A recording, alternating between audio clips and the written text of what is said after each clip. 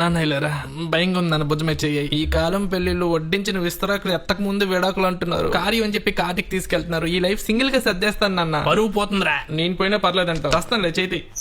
మా అమ్మాయి వంట బాగా చేస్తుందండి. ప్రెజర్ కుక్ లో బాగా ఉడికిస్తుంది. అదండి పప్పు బాగా ఉడికిస్తుంది. దాని గురించి మాట్లాడాలి. పాడుకుంటూ వెళ్ళండి సార్. పెళ్ళంటే లొల్లిరా, కుక్కర్ లో కుక్కురా, సూట్ కేస్ లో శవమురా, గోవిందా.